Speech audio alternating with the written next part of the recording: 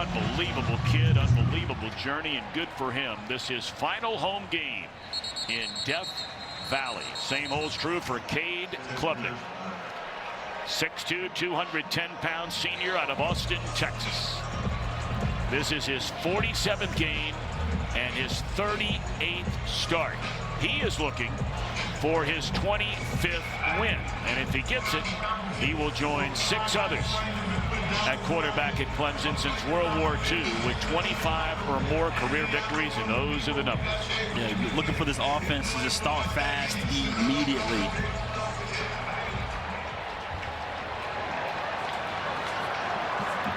All right, so here we go on a first down. And not much running room at all. All right, let's take a look at our impact players, brought to you by Old Spice. You already mentioned Adam Randall, the versatile guy who was selfless for the team, but also Tony Williams, he is a stud. And Joshua Stone King for Furman, leading FCS in sacks, and then Taylor Blaylock, he's leading the team in pretty much every category: tackles, interceptions, and pass breakups. Well, I tell you, that Stone King, we'll talk about him throughout the afternoon. What an unbelievable year. First throw, and a catch springing loose down there is Cole Turner, and that's a big gain up close to midfield. Yeah, this is what Furman cannot happen. They need to find a way their best to eliminate yards after the catch. But right there, great job catching. You field defender, cut up inside, another move. Yeah, it's very important for them to tackle well versus Clemson. 25-yard gain. Now they put it in the hands of T.J. Moore, and he is dropped inside the 35. Back-to-back big hits on pass plays from Cade Klubnik. Yeah, right now Furman has a lot of defenders inside the box, and so Cade is taking advantage of the matchups on the outside. First down and 10, and they swing it out to Randall, who we mentioned was a wide receiver. It really is just an amazing story, and we'll get into it a little bit later on after that gain of 9. But basically this time a year ago, he was never playing at the wide receiver spot. And I don't think anybody in their wildest dreams ever thought what would transpire did transpire over the next 2 weeks. Between the ACC championship game, that's really where it all started, as Klubnik in trouble and just has to throw it away. Yeah, and going back to Adam, we talked about just the size of him as a running back. And I happened to be down there on the field, and I said, this dude looks like Vernon Davis playing running back. Oh, my goodness, that he is a big football player. Maybe because I've been out so long, I forget what it was like. But, man, that is a big running back. He's probably going to play H or Y, almost like a Jonnu Smith when he gets to the NFL, but just a versatile, selfless player. You definitely want him on your team. Second down. They give it to Randall, and he is smashed behind the line of scrimmage. Yeah, Luke McLaughlin. Yeah, he went there and made a decision. Now you got to get running backs like that. You got to hit them early, Tommy. Otherwise, you got to pay the price. But that was a great job shooting the gap, making the hit. So on first down there, they pick up 9 yards, and they go backwards. The next 2 plays, forcing on the field goal unit. This will be a 45-yard attempt by Nolan Hooser, who is hit on 13 out of 15 on the season. This will be a 45-yard attempt. Good snap, good hold, and it is good. So Clemson marches down the field in a little better than 3.5 minutes, and a 3-0 Tigers lead. Against Furman, a 14-6 Clemson win. That's amazing to still have that photo. Well, actually, our director, Lonnie Dale, took that photo. That's when back he was still a student in college. Trey Hedden is a sophomore out of Tampa, Florida. He is 172 yards shy of Furman's single-season yardage record. See the numbers, 2,788 yards. Yes, turnovers have been a problem. Yeah, and I played with Engel Martin, who I believe has the most yards. He was with me in Green Bay. But yeah, Trey, it's very important for him to try to take care of the football, because he has been one to give the ball to the other team. Got to keep an eye on his number 16 today. First down handoff and a couple of yards on the ground from Ben Crosdale. Our impact players brought to you by Old Spice. Yeah, Evan James, he is electric. He's the one player to watch out for Furman, no question about it. And Peter Woods, I mean, you're going to see this guy in defense, you're going to see this guy in offense. He's for sure going to be a first-round pick when he enters the NFL draft. And a real good chance both those guys on the Clemson defense, Terrell and Woods, even though they're juniors, playing in probably their final game. There is the aforementioned Evan James, and a nice pickup, bringing up third down. It looked like, I guess they're spotting him as stepping out of bounds. Short of where we thought he was. So it'll bring up a third down and long for Furman.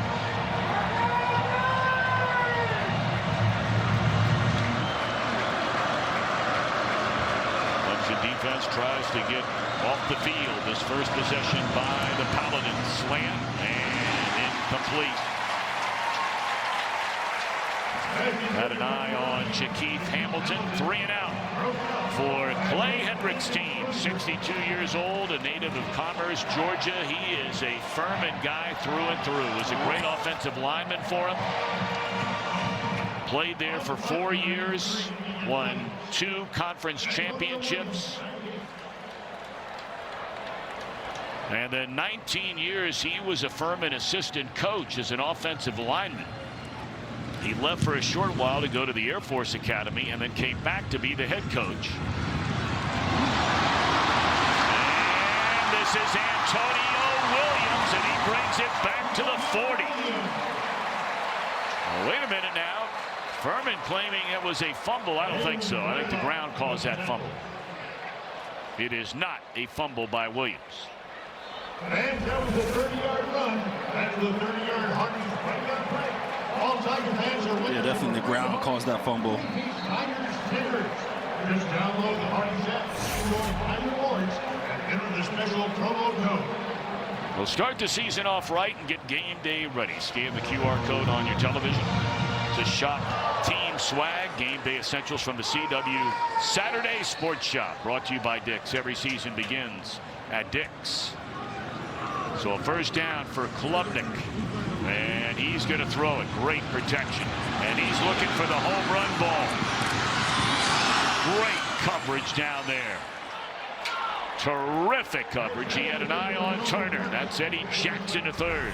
Yeah, that was outstanding defense. Just attacking the shoulder and the out with the double move. Playing chest to chest, taking away space from the sideline and finding the football. That is textbook defense right there by Eddie Jackson. That play took a little too long. I thought Cade would got that ball out sooner, but still, incredible defense. When you're one-on-one matchups, that's big.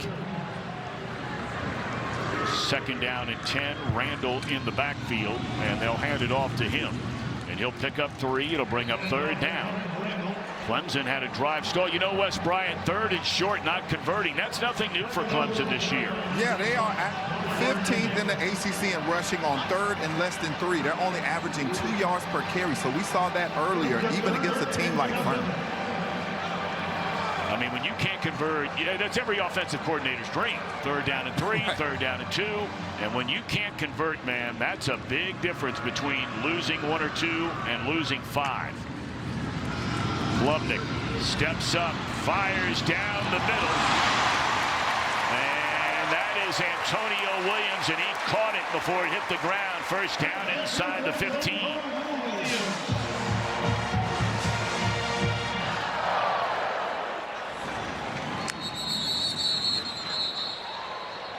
Well, there are players going off. I'm not sure what this might be. It didn't look like Clemson ran anyone off the field. We're probably going to take a look at the catch. The ruling on the field of a completed pass is under further review. Okay. Yeah, you had a bunch of Furman players saying that it was incomplete, so it's worth taking a look if it hit the ground prior. Yeah, you see it right there. He didn't have it look like. Tough to tell for sure. Yeah, you'll see it just roll on the grass right on the stomach right there. Yep.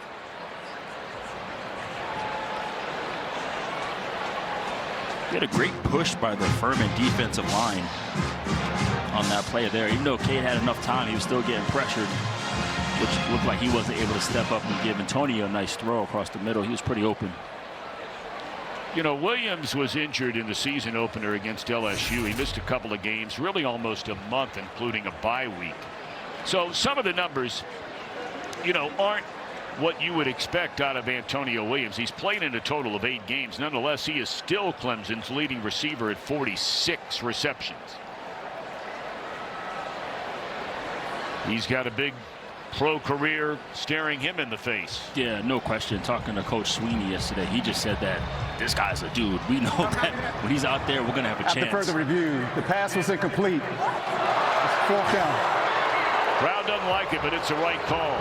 Darryl DeBerry and his crew, and then those back in Charlotte at the officiating command center. So a couple of disappointing series really for Clemson. Yeah, they moved the ball up and down the field twice. Here you get a look at the command center.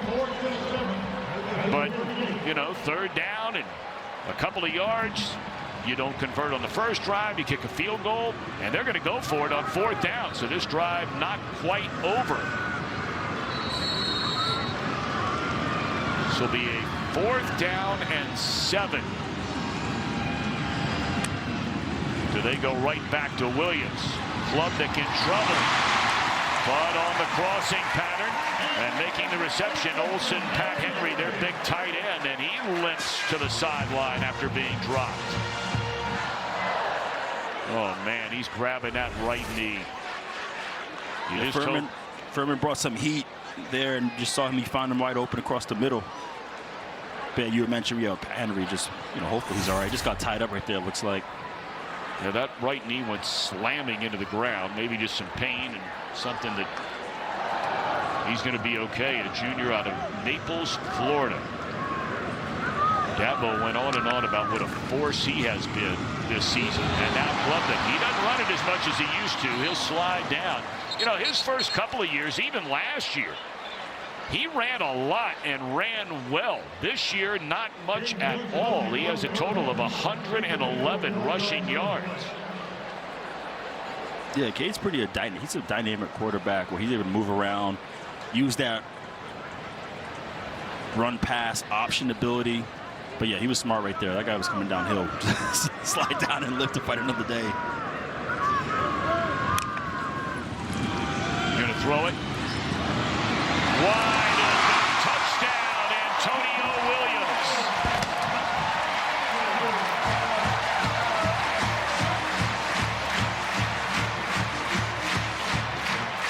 So they convert on a 4th down and 7 to keep it alive, and now cash in the game's first touchdown.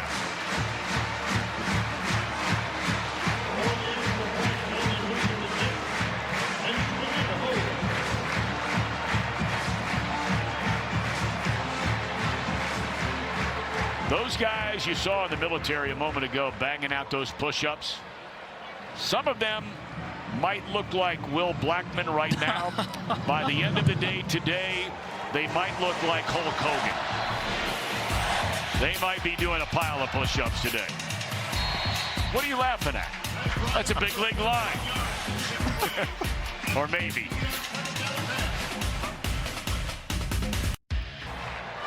Right now in line for a trip to the college football playoff. Longtime defensive coordinator, of course, under Dabo. By the way, that catch a minute ago by Williams, the 200th of his career, 5th player ever at Clemson with 200 career receptions. And that touchdown, his 20th, which moves him into a 5th place tie for career touchdown receptions. And remember now, more than likely, I mean, he has another year of eligibility. There is 0 chance of him putting on a Clemson uniform next year. Yeah, you mentioned big league. He's a big league guy for sure. All right, so 1st down. And clearly not on the same page. Burrell, the tight end, and his quarterback Trey Hedden. Yeah, this is where some of Trey's interception came from, where there's been miscommunication, or one of his receivers wasn't looking and he ended up throwing the football. Really, as a quarterback, if they don't give you eyes, I know you want to anticipate them or throw it early, but if they're not giving you eyes, you got to be very, very careful. He had a couple pick sixes this year due to that. C.J. Nettles, as the snap is fumbled and just covering it up is Hedden. You know, you look at turnovers, that not being one of them, but of the 18 this year by Clay Henrich's team, 14 of those have come in their 4 losses. They have just been a killer for a team that comes in 6-5 and feels like they could easily have 8 or 9 wins. So 3rd down and forever, 19. Set up the screen. And good yardage, but short of a first down as Nettles out of the backfield. And Furman will punt. Yeah, that's a big gain for them. Even going back to when they played in 2022, the screen game was huge for Furman. They were able to capitalize on a lot of the pressure that came from Clemson that game, and they would have hit them or pop some screen plays on them. So right there, even though they didn't get the first, that's still a good win for them that know they can activate that whenever they need to. This is one of the great weapons in all of football. That's Ian Williams. He's a great field goal kicker. He's also the punter. As if on cue, he launches that. Oh, boy. Ankle breaker alert. Uh-oh, Tommy. You hear the siren? Listen, sometimes guys end up playing Twister. Yeah, he last 2 games, he's had 6 catches for 57 yards. First down, and they dump it off to T.J. Moore, part of that sophomore dynamic duo, along with the injured Bryant Wesco. Wesco underwent surgery after being injured in the SMU game, and has during a punt return. And we certainly wish him nothing but the very, very best in a speedy recovery. Dabo telling us that yesterday.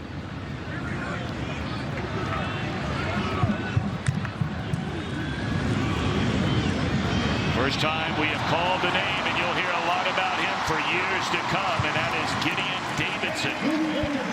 He is only a freshman out of Lynchburg, Virginia. Yes, you will. And he's one of those running backs that they're excited about. You know, you go back to history, right? C.J. Spiller, Travis Etienne. He could possibly be one of those guys. Yeah, they're really excited about him. They'll give it to him again. And wrapped up after gaining a couple of yards. He was the top high school football player in Virginia this time a year ago. Yeah, when I go back to thinking about the history of Clemson, where they have done well, they had great running backs like that. You know, even Wayne Gall, you talk about him and put against James Davis. So, yeah, hopefully he can be that running back to do that. So that's why you see him out there, man. They're really excited about him.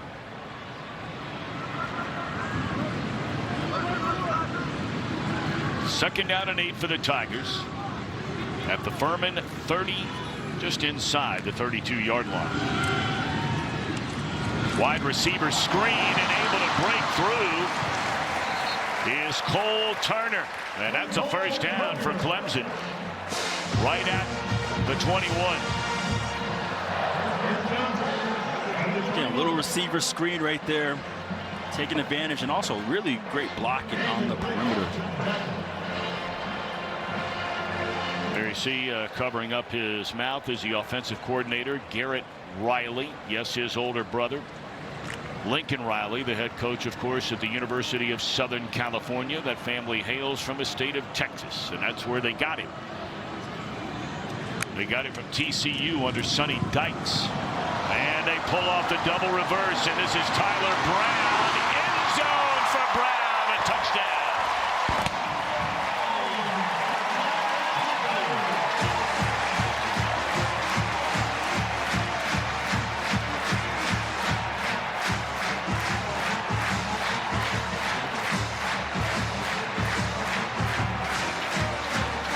Brown, a redshirt sophomore. Down the trail in Greenville. Of course, that's the home of Furman University. It's been a long road for him. Had that incredible freshman year 2 years ago, then last year an ankle injury. And that's his first career rushing touchdown. 17-0 Tigers in the final home game of the season. Senior Day, Military Appreciation Day. That's why they're wearing purple.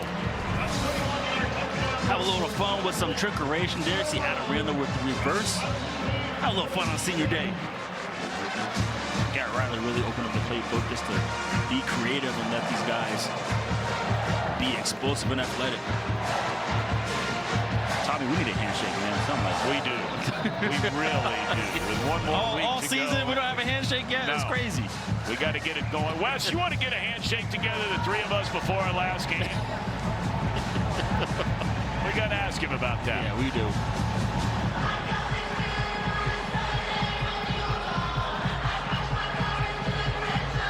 I'm going to tell you what, that Tiger, He's already cooked right now. I'll tell you what. It's hot today, too. I know He's you're going to sweating look like an elephant before the afternoon's done.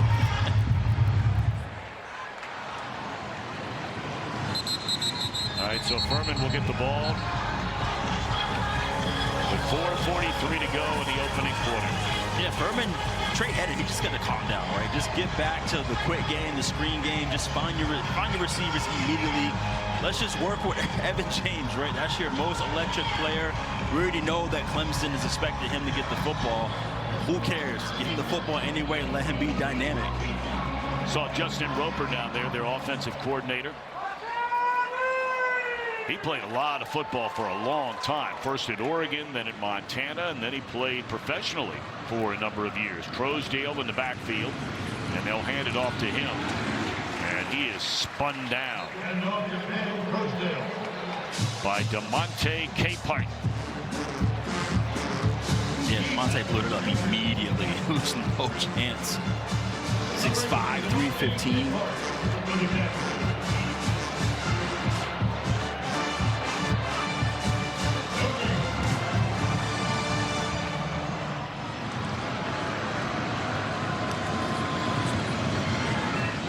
Rolling, and sitting down in the middle of the field and making the reception. And that's a nice gain right there by Jakeith Hamilton out of Shelby, North Carolina. Has a couple of 100-yard receiving games this season. Yeah, that's great execution right there. Now you go in tempo. You see he rolls out, and Jakeith just finds a spot right there in the zone. Great delivery, great catch. So, first down by Furman. Comes with under 4 minutes to play here in the opening quarter. And now look at that's a flag all the way. No doubt about it.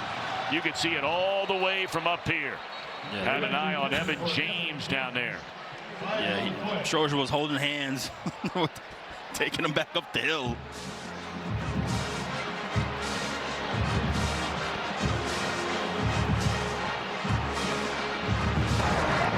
Pass interference. Defense number 1. 15-yard penalty. First down. Yeah, Evan gets there. You see him just holds his hand right there, and Judge sees it. Sometimes you get away with that when you're running, but it was clear as day. Of course, that's not a spot of the foul penalty in the college game. For many of you, you're thinking, duh, but for some that wonder, it's a 15-yard penalty in the college game. Quick slant and batted down at the line of scrimmage. Vic Burley, redshirt sophomore, former Georgia High School Defensive Player of the Year. Yeah, the play before this, you'll see Furman's offensive line. Sometimes they'll dive and they'll cut down, cut block this defensive line so they don't get their hands up. On this play, they didn't do that. Therefore, Vic was able to eliminate quick pass.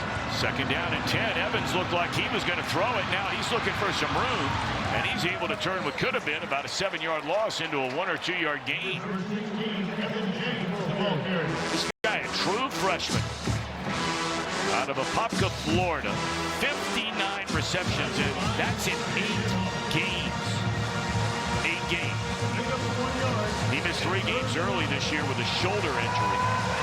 And there are a lot of people that believe that there might be some FBS teams taking a look at James. Yeah, he's super dynamic. I can see that, man. He's an electric player that does well against FBS schools. They're down and 9. And Hamilton on the reception, but played beautifully on the defensive side. Yeah, so I mentioned a couple plays ago, if you watch the offensive line, this is the cut block I was talking about. They would just dive and try to chop down the defensive line so they can't get their hands up. Even though this play, he threw it deep down the field, but keep a close look on that throughout the game. This helps keep the defensive line from getting their hands up. Well, this guy's got plenty of leg right here, Ian Williams. Yeah, Ian's a legend, man. Whatever you need. Like you said, he is a weapon. He can change the field and put points on the board. His career long is 57. This will be from 53. And it bends to the left, no good. He had plenty of leg, but just wide left. So Clemson with 2 minutes left to go in the quarter will get it back. Next week, a doubleheader, season finale of CW football Saturday. Big one in Syracuse, Boston College against the Orange. And then a Pac-12 rivalry game. The only two teams for right now in the Pac-12 till next year. It's true. But from the old Pac-12, Oregon State and Washington State. It all gets started with our CW Football Saturday countdown, 2:30 Eastern, 11:30 a.m. Pacific, only on the CW. Your alma mater we get to see next week, our old buddy Coach O'Brien. Coach OB. Be fun. You were on that staff as a coach last year. I was on that staff as a coach last year. Yes, I was. Klubnik rolling, throws, and incomplete. How did you enjoy coaching at the NCAA level last year? Yeah, I did enjoy it. You know, for me, it was just a matter of, it was in particular, obviously I went to Boston College, and I just wanted to go back there and help, and end up, you know, doing more than that. I was a consultant, senior analyst, work with the defense in that regard, but it was a good time, man. Anytime I have a chance to give back and help the next generation, like, it's pretty cool. I'm sure those guys very much enjoyed it. There's a lot of hours there, I'll tell you that. Billy O likes to meet. Yeah, he does. And you better be on time. Klubnik able to keep the play alive and then just throw it out of bounds.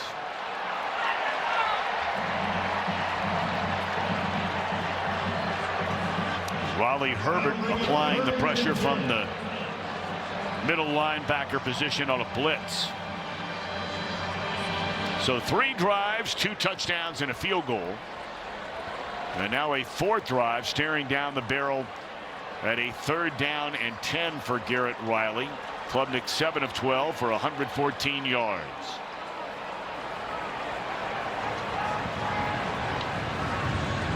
It was Riley who was under so much heat the last couple of years. But they made the playoff a season ago. I mean, all day to throw. And where's Klubnik going? And that'll be intentional grounding. You got to get it back to the line of scrimmage. I don't know what the flag is waiting on. He looked like he was still inside the pocket. The officials are talking about it. The throw has to get back to the line of scrimmage or beyond. And Darryl DeBerry is going to tell us, yep, there you go. Intentional grounding, offense number 2. The penalties are lost down at the spot of the foul. 4th down. You know, it's been a really weird year for Klubnik. No two ways about it. I mean, look, he's been a really good player. Sometimes he's been a great player here at Clemson, and some of the stats would back that up. Last year, he was spectacular. By far his best year. 36 touchdowns, 6 interceptions, but then all the preseason hype. Heisman Trophy winner, team going to play for a national championship. I picked him as player of the year for the ACC. Yeah, and I mean, really, he went through, although Drew Aller at Penn State wound up getting hurt, but both of them were the 2 guys most talked about as far as front runners for the Heisman Trophy. And of course, Aller sadly has gotten hurt. Klubnik has been good here at the end, but he really struggled the first month. When Clemson started, it's a 2-horse race. I mean, it is. When you look at the turnovers, you look at the touchdowns, you look at the team they play on, anybody who says that doesn't matter outside of just something extraordinary. Who's your pick? I would go with Mendoza. Is it because your son works there? No. Because as you know, I root for a team in the state that I live in that has 4 letters in the name of the state. Who would you pick? I like Mendoza a lot. I like him just in general. Okay. I tell you, that Julian Sayano, what an unbelievable year. That red shirt freshman starting at Ohio State. That one knocked down. You know, I was watching a little bit of that game today. You look at that team. They've got a red shirt freshman quarterback. Their 2 best running backs are true freshmen. And the sophomore wide receiver is the best player they have on the team.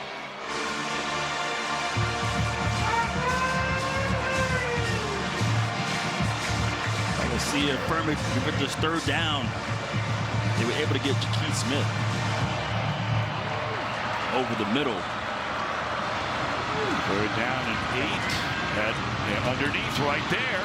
And the catch is made and twisted down is Crosdale. You know, maybe you think about, do you think about going for it? It's already 17-0. I mean, Hendrick's going to go for it. Jaquan Smith is their short yardage back. They fake it to him. And the quarterback will be spun down short as he is wrapped up by the great Sammy Brown. Only a sophomore is Brown, and he's a great. Hey, I'm glad we get to talk about Sammy Brown because that man is a mutant. I think he was #1 on the National Freak Player list. This guy is a wrestler. He runs 10.5 and 100 meter. He's a beast. Yes, he is. Let's send it back to the studios in my camp. All right, Tom, we got a CW studio update. Ducks on top of USC 21-14. Chris Betcher's on senior day taking the direct snap. Pretty cool story for him. Actually grew up pretty close to Autzen. Heck of a baseball player, too. Ducks on top. Yeah, Oregon's only lost 1 game in 4 years at home, and that was against Indiana earlier this year. And they got thumped in that game. The score was close, but, man, they got beat up, battered, and bruised by the Hoosiers. 1st down reception by T.J. Moore on a 1st down. I'll tell you what, these Clemson receivers are putting on the brakes right now, making these guys miss. You hear the crowd oohs and ahs. You know, we'll more than likely be getting into some of the big topics of discussion around college football, maybe in the 2nd half, depending. Looking for Antonio Williams. A touchdown, his 2nd of the game, 21st of his career.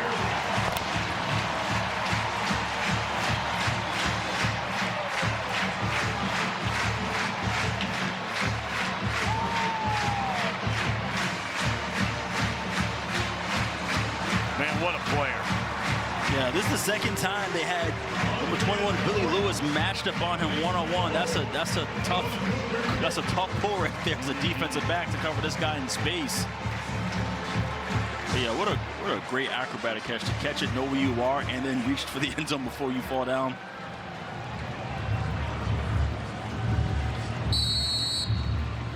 Hoosier for the point after.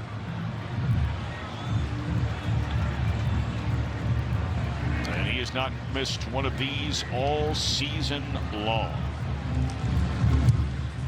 And that still holds true.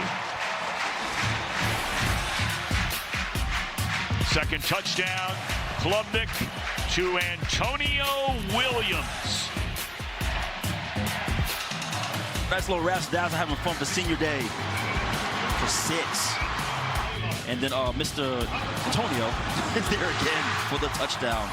So yeah, Clemson right now taking advantage of having their athletes in space, winning the one-on-one matchups. That one booted through the back of the end zone. 24-0, Clemson in front. Heading 5 out of 9, 43 yards without a turnover. But already Clemson knocking on the door of 200 yards of offense compared to a total of 39 yards of offense. And that's right for Furman. Some might be saying, well, wait a minute, how has he thrown for 43?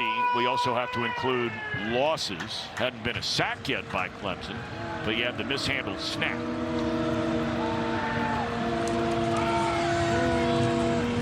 run it on first down, and not much running room there. Yeah, speaking of no sacks, Wes, you want to talk about that Clemson D-line this year? Yeah, I mean, maybe it's me. Maybe I just want to see the carnage, but they've only got 5 sacks in non-conference play against LSU and Troy, and so they're 4th on the season. And so I thought with all these studs down here, we'd see a few more sacks by now.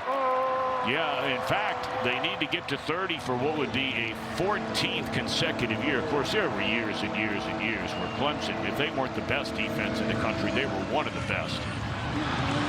Best pickup of the afternoon. Reception made by Harry King. And I'll say today, a big part of that, Ed is getting the football out fast, but just a great job right there. Had some protection.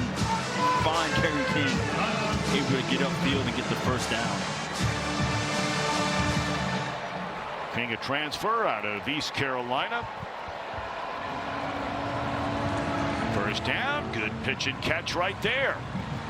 And a nice pickup on first down. Evan James on the catch. He had 2 touchdown receptions his last game against VMI. And had 9 catches total in that game. He has already set the freshman record for receptions and receiving yards by a freshman in Furman history. Yeah, Trey did an awesome job finding a matchup. He was 1-1 with linebacker Wade Woodaz, and then he was able to just find him, run that matchup, get some yards.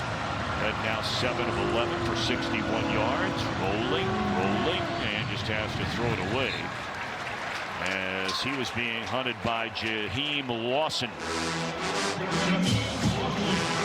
But even that right there, it's smart. Just throw it at the feet. I'll tell you, I was watching film yesterday with Trey, and sometimes he would still throw it there, and these guys would pick it off. Some of them, you're like, man, like, is he doing this intentionally? Obviously not, but just how these interceptions look. We are a key 3rd down right here, man. Again, sometimes it's plays, not players. Ed is in his second almost full year as a starter. Took over week 3. Ball is loose. And Clemson has recovered the football. T.J.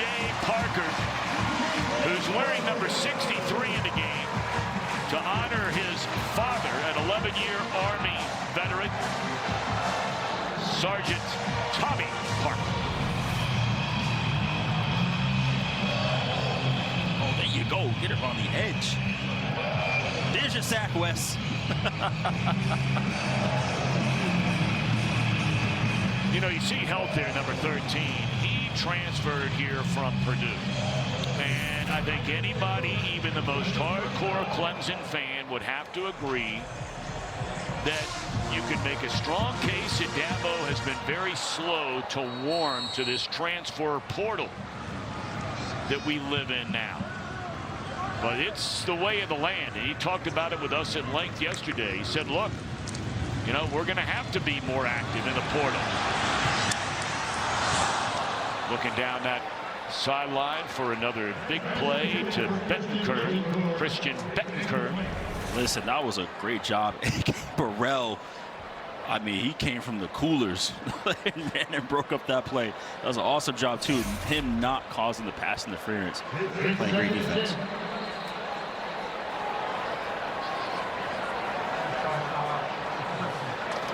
Tigers have taken a timeout. We'll take it with them.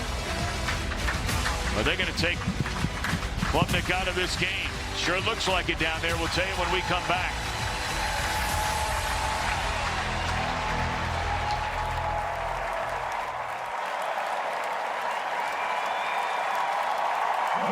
NXT superstars, we all have a little dog in us. All the hours, all the years, when a student athlete gives up basically everything for a chance to play a sport. Cade Klubnik wanted one more play, and his head coach Dabo Swinney says, nope, that's it. Look at that. Yeah, kid loves football. Spending time with him in our ACC meetings. Passionate kid about the game. No doubt. Left Austin, Texas 4 years ago. Did Cade Klubnik. Now, this isn't his last game ever. They have a game against their in-state rival against South Carolina. Big game coming up. Yep, big one in Columbia. And then, of course, with one more win going into the game today, would be bowl eligible for a 27th consecutive year. Only Ohio State, Georgia, and Oklahoma have a longer streak of being bowl eligible than the Clemson Tigers. Yeah, that's massive. Just an opportunity to play in the postseason. Obviously, bigger expectations for them when it comes to that. Right? They're talking about ACC championships and college playoffs, but just to still continue to have your season to go on and play in those bowl games. Well, it's the first time we've called the name Joshua Stone King, and for those of you just joining us, 21 tackles for a loss, which leads the nation, along with his 14 sacks. which is number one in FCS and FBS. Yes. Yeah, Stone King is, first of all, incredible last name. Okay? It really is, no doubt. No question about it. But he was also the one who caused that intentional grounding earlier. They bring the blitz off the edge, and they lay it off to Gideon Davidson. He'll be short of a first down. And I would imagine Clemson. Christopher Mazzina has taken over for Klubnik at quarterback. He got a start, played well this year against SMU, threw for 317 yards, 3 touchdowns. That was a loss against SMU, but he stepped right in there and did quite well. 4th down and a foot. We talked about how much they've struggled in short yardage situations. Let's see here. And they struggle again. Not going to get it. Boy, I tell you what, that is mind-boggling for a team like Clemson. With this offensive line to struggle the way they have struggled, and granted, there have been a lot of injuries along that offensive line this year, a ton of them. But the bottom line is you're lining up a bunch of big dudes and you can't get 2 or 3 yards on a regular basis. Yeah, but give good credit to Demetrius Baldwin there. He beat him to the punch and was able to split the double team, which really caused the damage there. So he did a good job on that. But as you mentioned, yeah, you look at this is a DNA game. And you're like, okay, our guys are better matchup-wise, so we should win these, 4th and 1s, 3rd and 1s. But, it's been an issue for them. But, yeah, give credit to Furman for stopping that play right there. You're right. Give credit to them indeed. It's a big stop for the Paladins.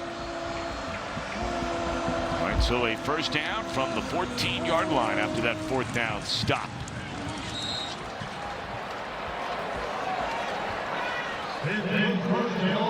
Rosedale, a redshirt junior out of Dallas, Texas, had 70 yards rushing and a touchdown in the win over VMI a week ago. Yeah, he's great for these inside zone type of runs. He's a downhill runner, wasting no movement, 1 foot uphill. Furman had its top running back go down with an injury a number of weeks ago. And here's Rosedale again. Best run of the afternoon, late afternoon, early evening by the Paladins. And that is a first down. Again, wasted no time.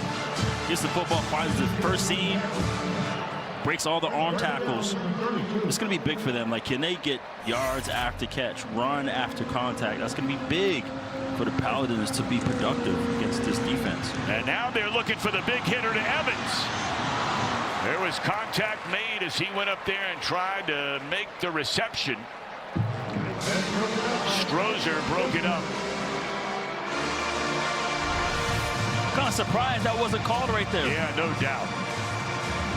You have a defensive back running, doesn't look back.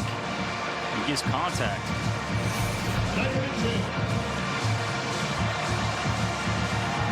I'm on both sides of the football, man. Oh, that's the first time all year long. First time all year.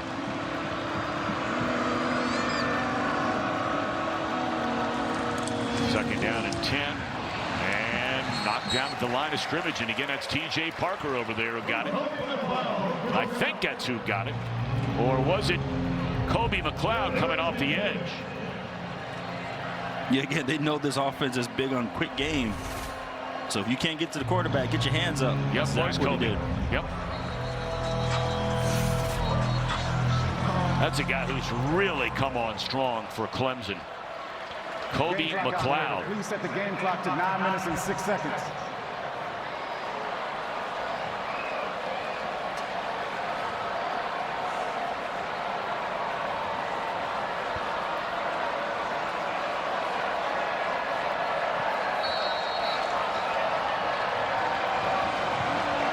Third down and 10 for Furman.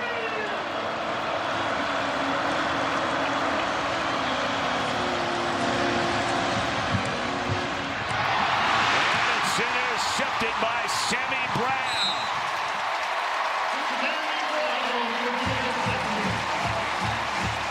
Brown has had a sack and now an interception.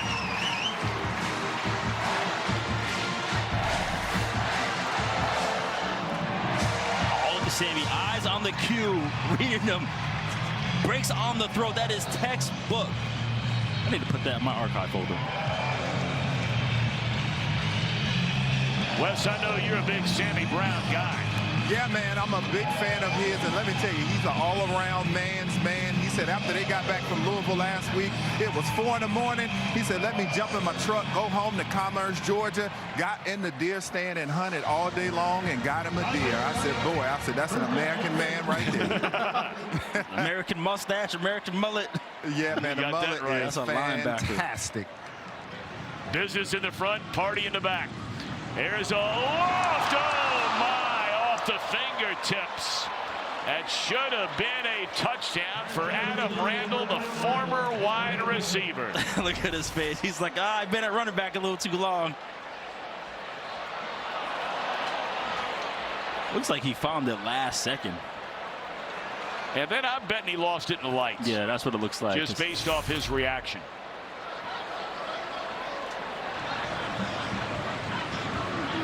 He looked right back up into that light stand. Second down and 10. Gideon Davidson out of the backfield, a gain of 9.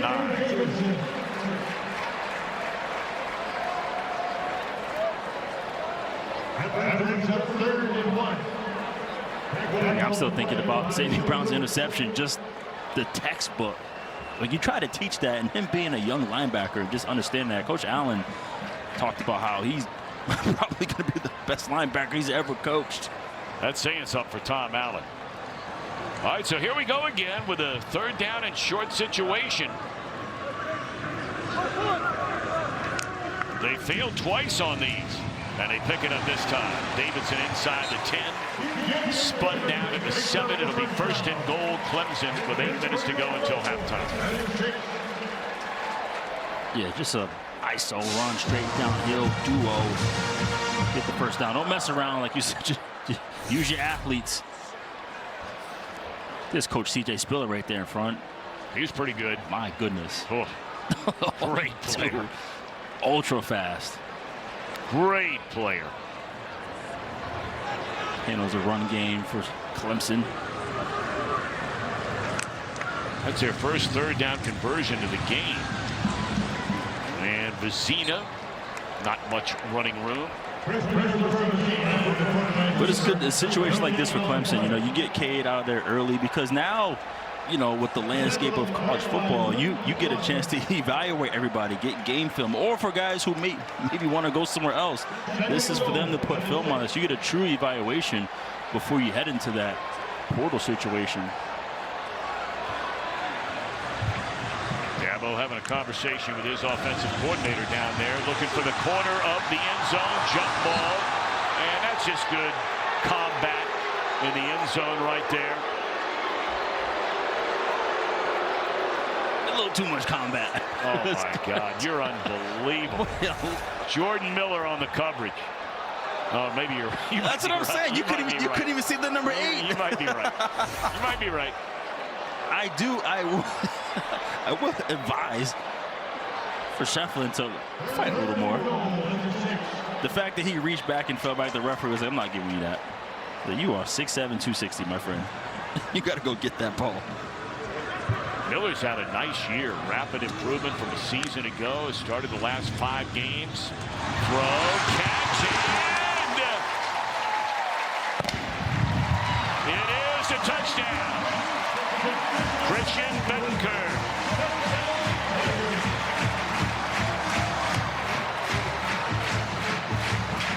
That is his 3rd touchdown of the year. Redshirt freshman out of Illinois. He was just down there in the slot, just a quick out. Well, his foot was out of bounds, but was his foot out of bounds before the ball broke the plane? I know they're going to look at it. They look at every scoring play.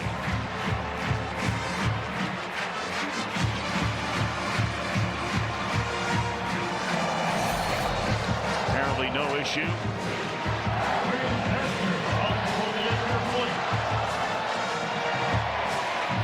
And now the point after by Hoosier.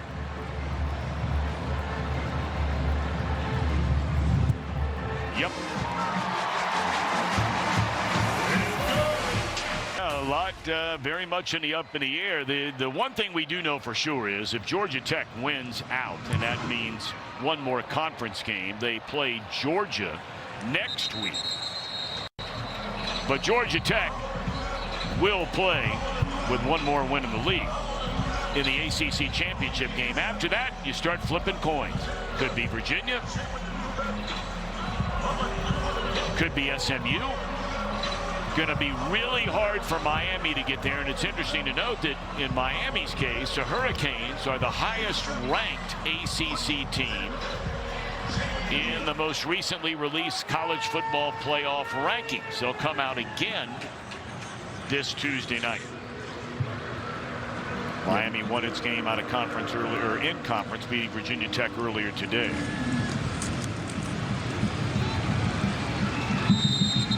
You know, Louisville's a team that really dropped the ball here a couple of weeks. I mean, had everything right in front of them, Will, when we saw them 3 weeks ago. Right. Yeah, their 3 losses came by just, you know, total 7 points. Yeah, 2 in overtime. You know? But yeah, I mean, they've been a team that's just been right there. And you go back to the game against Clemson, you know, it's loaded there. And Coach Braun's name has been mentioned prominently. Particularly the Penn State job. And that is a huge job. I mean, everybody down this way, you're talking SEC country about LSU and Florida. But Penn State, and that's where Tom Allen was a year ago as defensive coordinator under James Franklin. Of course, Franklin, big news this past week. The new head coach at Virginia Tech. Well, what a great hire that is for the Hokies. Plane blown dead before it ever got started. What do you think of that move, hiring James Franklin in Blacksburg, Virginia after the call? False start. Offense number 75. 5-yard penalty. Does well recruiting. He's a winner. You know, this whole Lane Kiffin thing is just, you know, a lot of people thought these days of Lane Kiffin were behind him, as there's a 3rd down stop and Furman's going to punt it away. I mean, all the drama going back to when he was a very young man and everything that happened in, you know, Tennessee, where he's here 1 year and picks up stakes and goes to SC, gets run out of there. He goes to Central Florida. He comes to, you know, Ole Miss, where he has built a team that's on his way to the college football playoff. And now you're reading stories about his family visiting, you know, LSU and visiting Gainesville, Florida. Both of those jobs are, of course, open. And I mean, look, historically speaking, of course, there's no contest, Ole Miss compared to LSU and Florida. But in the last 4 or 5 years, Ole Miss has been a better team than Florida and LSU. Yeah, they're playing well, and he's the hot name, and he's obviously in the media a lot, having fun, but also backing it up at the same time. So yep, that's what's appealing, man. Incredible offense, you know, producing unbelievable talent to the NFL. If you were Lane Kiffin, would you stay where you are? They're spending a pile of money on players, right? Florida's Florida, LSU's LSU. I get it. If he were to ask you for advice, what do you think you'd offer? I'd probably stay and end up just being the big household name there for years. Big run. That'll be a 15-yard pickup. Azimi Mume on the carry, his first of the game. Freshman running back out of Acworth, Georgia. So you'd stay put at Ole Miss? I would. No, he might be in a situation where he's like, hey, let me go and prove I can do this many places. Well, he's more than done that. Except, truth be told, the only place he's ever done it is at Ole Miss. Didn't happen at SC. Certainly did not happen at Tennessee. Did very well down in Central Florida, of course, but I'm talking about on the Power 4 stage, but he has done a phenomenal job at Ole Miss.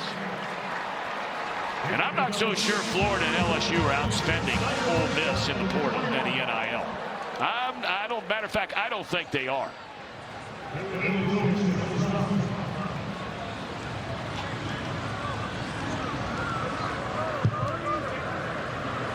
Aziu Mume, couple of carries, and he will get it once more. That'll be a gain of 4 on first down.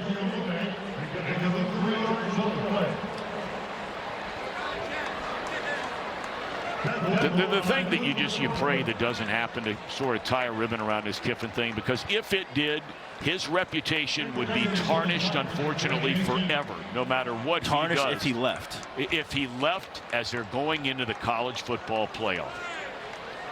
I mean, there are a lot of people that would never let that go. And you know what? You can't blame him. But unfortunately, and look, he's been, he laid it out there in the SEC coaches call the other day. He said, look, this is a systemic problem, the way it's laid out with commitments, intents, transfer portal, all this kind of thing. But the bottom line is, man, oh man, if he were to win next week in the Egg Bowl, and then that's a guarantee they're in the college football playoff, and then leave. Woo. Yeah, speaking of a guy who's not a fan of the transfer portal, but understands the landscape. Incomplete. Vizina missing, and that'll send out the field goal unit. But look, in our conversation with Dabo, he's not going to be one of these guys that goes out and bring in 15 or 17 or 18 or 30 transfer portal guys, but he did admit they're going to have to start doing a little more of it. They might have to, no question. Yeah, I mean, he talked, like, you can tell just based on how the team is built, it's not really like that. But, hey, that's the landscape. That's something they may have to do when they reevaluate. That's why I think right now this game is great for them, for these guys to play, to truly get more film on the guys you're not sure of. Or, again, guys who are possibly, who might enter the portal themselves. That one pushed wide right by Hoosier. So still 31-0, 2:46 to go until halftime. News Nation. Chris Cuomo introduces you to the doctor who says he's found a way to kill cancer. A breakthrough that will astound you. Chris Cuomo's one-on-one special, Killing Cancer, Tuesday 10 Eastern, 9 Central. Only on News Nation. To find News Nation, go to newsnationnow.com.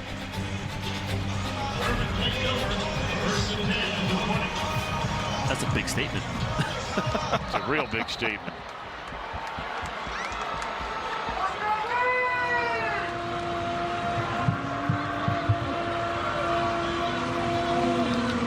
Of course, Dabo dropped on us yesterday. First down throw and a catch to the big tight end across the middle. Burrell, Joshua Burrell, plays on his team with his twin brother Jordan. Yes. The two bros. Yeah, awesome job finding Joshua up the seam for that first down. Well, you got the 2-minute timeout, and Furman has all 3 of its timeouts remaining here in the first half. Little underneath and read beautifully right there by Woodaz. Boy, he's been a good player. This is his final game here at Clemson. 50th game, his 29th start. Wade Woodaz. Stay tuned for the final 2 minutes of the half, presented by the Wells Fargo Active Cash Credit Card. Those behind the scenes that, number one, are there the longest, to be quite honest. Whether it's working in the football operations office, whatever the case may be. How about the final home game today for Joey Batson? He has been the director and head of strength and conditioning for Clemson for 29 years. And they said thank you, him and his family, on the field just a minute ago. Yeah, that's the guy. on the team that us players spend the most time with. You're with the strength coach. He's almost like the therapist. We tell them everything. They know everything about us, mentally, physically, all that stuff. So for him to be there that long, it just speaks volumes about that. How you feel, Wes? Yeah, man, Coach Batson, I'm a big hype video guy, and I would love when he would come on there and he let off one of their videos saying that championship rings aren't made for soft hands. Boy, you talking about somebody ready to run through a wall when they heard that? What? So he's a multifaceted guy. I'm going to tell you what, there's nobody on this crew, man, that's getting after it more than the big fella, Wes Bryant. Yeah, man, I try to do my thing, man. I went across the street to the Planet Fitness yesterday, got me a workout in, man. You just got a free membership after that. I should have gotten one, man. My hands, though, they might be a little bit too soft for some championship rings these days. I don't believe that. Yeah, you were at the gym. I was at Rick Irwin's getting a steak. Yeah, man, trying to do my best. I'm trying to look like Will, man. What are you talking about? Hey, yeah, well, you're right about that. Yeah, I stand next to him in pictures, so I got to look good, you know? Three of us were in that picture with Dabo yesterday. Yeah. Boy. Rosedale's having himself a nice little game here. Yeah, this is a nice little drive. They're all the way down in the fringe with 1 minute left. So right now, Trey Hedden doing an awesome job leading this offense. Protecting the football, finding players. And as you mentioned, Rosedale downhill. And they are not going to spend a timeout here. They're letting that clock continue to run. I mean, look, if you're an explosive offense, you get it. But they've just let a solid 25 seconds run off this clock. And they're still at the 32-yard line. They're still killing time. Set up the screen, and Rosedale was chopped down. It looked like by Woodaz. So now the clock with 35 seconds remaining.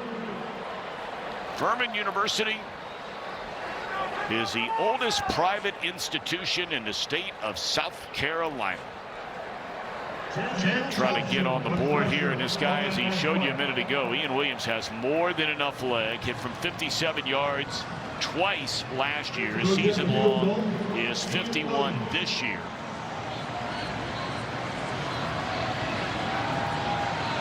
49-yard attempt. And he shows off that strong right leg. I know that, Wes, that was one of the questions you were asking. Yeah, Clay Hendricks about the other day about how special is this guy. Yeah, I mean, he's a triple threat. You're talking about 10th on Furman's career scoring chart. He's got a kickoff touchback percentage of 73%, and he's third in the Southern Conference in punting. And Clay Hendricks said, hey, if he gets a chance to get him a 60-yarder, if the conditions are right, and they are here tonight, he said that he would let him try it. Well, that would have cleared 65 easy, that last one. That was 49 yards out, and that thing went sailing into the net. Even the one prior that he hooked, that one had enough distance as well. Ian Williams transferred from North Carolina State. I bet you they'd like to have him back. It's in his 4th year at Furman. He's been an all-conference first-team performer. Was an All-American last year.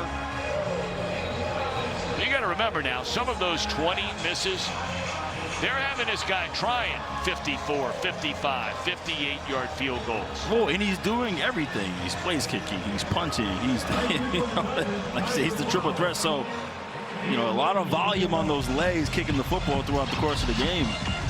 He's going to get a shot to play professionally without a doubt. All right, so Furman is on the board, 31-3 in the final 30 seconds of this opening half. Oh, they're going to bring it out. How about that? And oh my, what a hit delivered right at the 19-yard line. Connor Adams, how do you do? Connor, you got to look for the highlight tape. Nice hit, man. He's a promising young freshman. Ran track in high school. Got down the field quickly and made a good hit. Man, did he ever.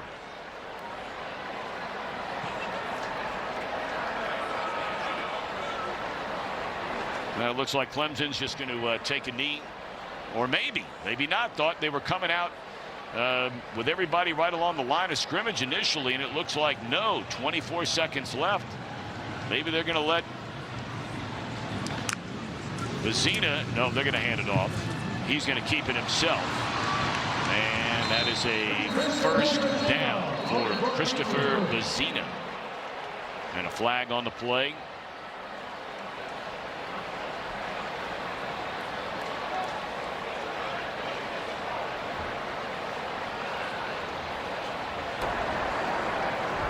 Holding. Offense number 87. Penalty enforced after this to the goal. First down. Let's check out my favorite cam, the ump cam. Oh yeah, he grabbed him on the back right there. That was a tight end who had a touchdown on the last Clemson drive. First and 15, all of the 9-yard line. Bettencourt. So the clock is running, and they're just going to make a short throw and a catch, and that's the way the first half will come to an end. Clemson in its final home game of this 2025 season. So here we go in the second stanza, final home game of the season on Senior Day, Military Appreciation Day. I tell you, they just do such a nice job here at so many areas in Clemson. See some of the numbers from the first half. I mean, all the way down to the little things on the scoreboard where they say thank you to the cleaning crew. I mean, the people that clean this stadium to get it ready for fans to come in to enjoy it. It's big league operation here in Clemson. Wes, what do you think about big league operation? Oh, man, I love it. That's one of my favorite things that you say, but I say it all the time. This place is elite, top-notch facilities, everything. We walk into the building and Wes said, man, if they recruited me, I would have offered as soon as they mentioned my name. He would have committed immediately. First down. Well, let me ask each of you, did you get recruited, Will? I did not get recruited by Clemson. I didn't get recruited by any schools in the South, really. Yeah, I did get recruited by Clemson, and I came down here to a game with my big ego, and I was like, yeah, Clemson, they're just okay. You know, at that time they were a little mediocre, and so I was just like, yeah, you know, I'm just here to eat. You were going down to Florida. He was going to Florida. Yeah, of course he felt like that. Yeah, the ego was a little out of control at 16, 17. Big time operator. Yeah. Throw. What a catch. How about that? As he was taking a hit. Kerry King. That's well done, young man. That was a tough catch, but Trey Denton, he's staring these guys down. I mean, look at our defensive backs aren't even moving. Avion Terrell is just sitting there watching and going on a break. They know they're not really trying them downfield, so these defensive backs are sitting on these routes, and Trey has to be careful staring at these receivers, man, because these guys are going after these footballs right now. Well, the quarterback Klubnik was taken out early. Most of the defense, the starting defense, is still in this game. Oh, he missed a wide open King right there. Wide open. Yeah, that was the good read. They had exactly what they wanted. He just sailed the football over his head. So 3 and out to begin this second half. And the Tigers are going to get it. It'll be interesting to see who they will bring out at quarterback. You know, they made the comment, said, look, you don't take anything for granted, but if we were to, you know, get a lead like traditionally has been the case against FBS teams for Clemson, FCS teams, forgive me, we could see 3 as many as 4 quarterbacks in this game. Saturday, December 6th, CW courtside Saturday back. USC Asheville travels to Raleigh to take on the Wolfpack. Well, I tell you, watch the Wolfpack this year. They're ranked number 25. They got a big-time coach. 1 o'clock Eastern, 10 a.m. Pacific, Saturday, December the 6th. That'll be in front of us before we see your alma mater, the BC Eagles. Your face is so funny right now. I wish I could see you just grinning at me right now, trying to get me hyped up. I want you hyped up. Listen, I'm staying calm right now, you know. BC Eagles dealing with some adversity. We'll get into that.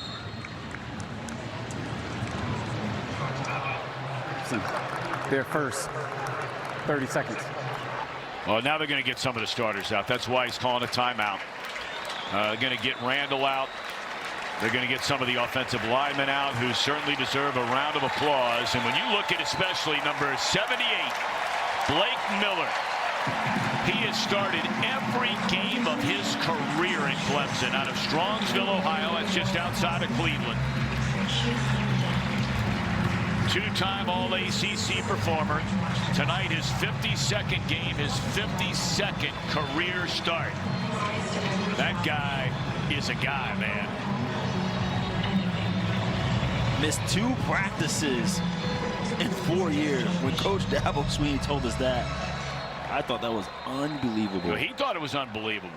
Tristan Lee, we met that young man in Dabo's office yesterday. 3-year starter, been limited due to some injuries this year. He's had a great career.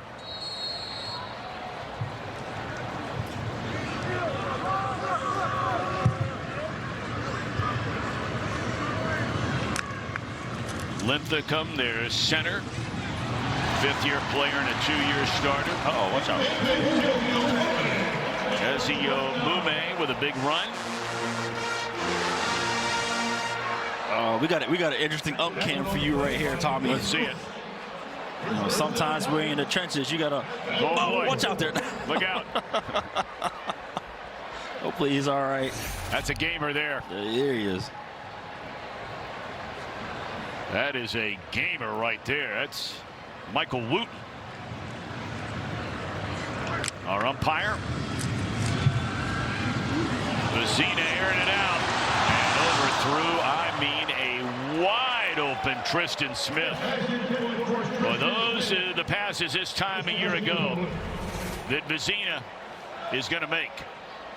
Yeah, I mean, unbelievable route, but I mean, he could have left his feet for that, you know.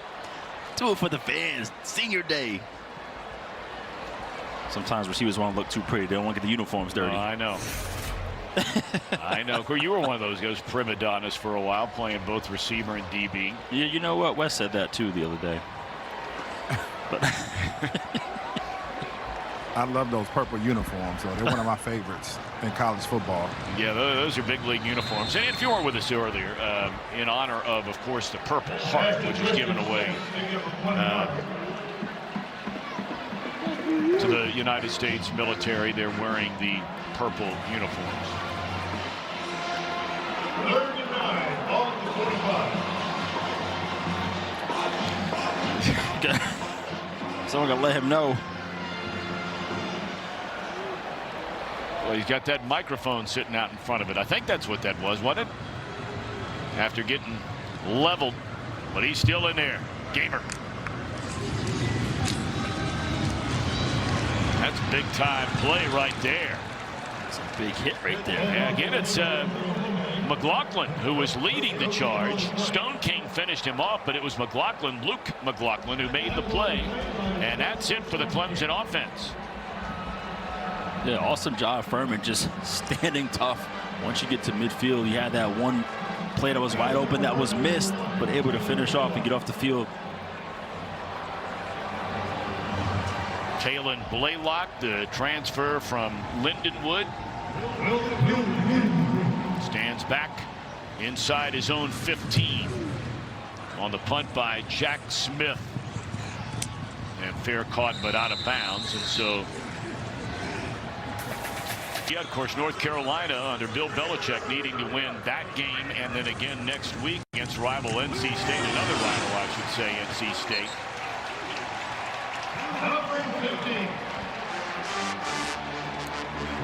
Fletcher Cothran. All the backups in that Clemson defense come into the game now. Yeah, this is the fun time. You get to watch the young guys go out there. The ones who haven't played much and put on some tape, man. Put on a show. Throw and a catch is made up to the 21-yard line by Luke Clyburn.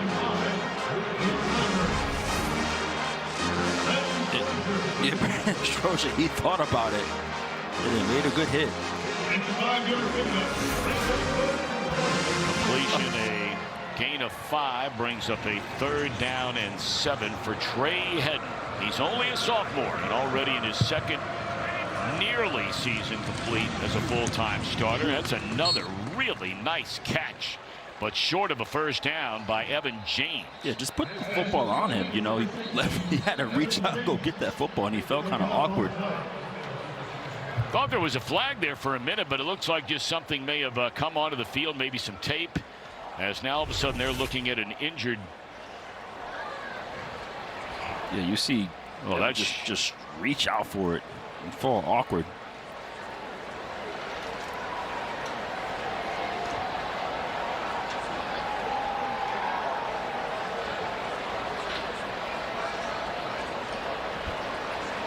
That's Jaheim Lawson, redshirt junior out of Central South Carolina.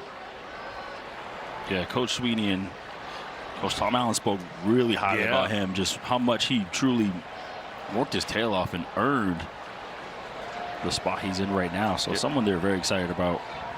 He's really worked himself into being that third down specialist over the back half of this season. Has 4 sacks on the year.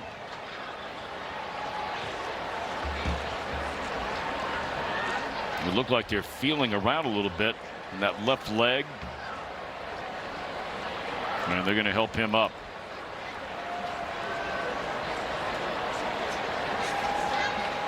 Wes Dabo is really high on this guy.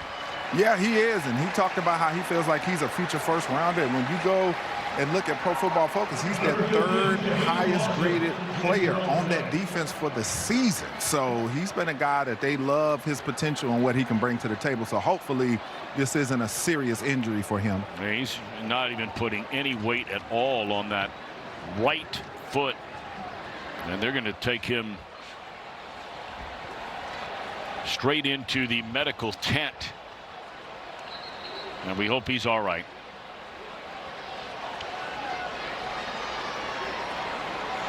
On the punt for the Paladins, number 83, Ian Williams. Ian Williams on the punt. 10:47 to go here in the 3rd quarter. Chase Bird is dropped back to receive this punt. And here we go.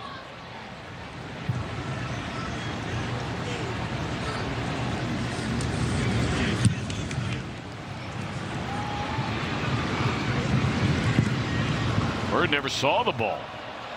And that will roll through the back of the end zone.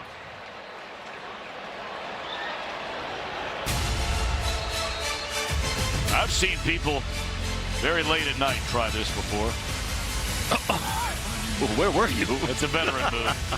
Senior night. It's a season finale doubleheader on. Nice first half before he came out. You can see the emotions, just obviously great things, appreciative, and I'm sure too just this season just wasn't the season that he was hoping to have. So I can imagine just a lot of emotions going through his mind. He'd like to finish strong. You know, you win this one and you're going to win it. You're going to go to next week's a big one. Yep, against South Carolina. That is a big one. And then Clemson will play in a bowl game. So after a 1-3 start, they would love to be able to go out on a high note and make it an 8-win season. Catch made, spun out of bounds. It'll bring up 3rd down. Bird on the catch.